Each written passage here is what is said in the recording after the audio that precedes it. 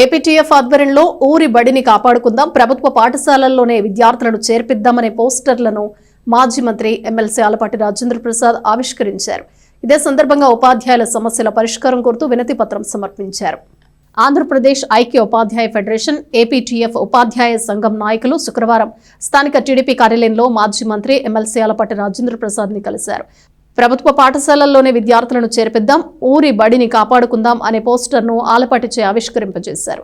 అదేవిధంగా ఉపాధ్యాయ ఉద్యోగుల ఆర్థిక బకాయిలను సత్వరం విడుదల చేసేలా శాసన మండలిలో కృషి చేయాలని కోరుతూ వినతి పత్రం సమర్పించారు.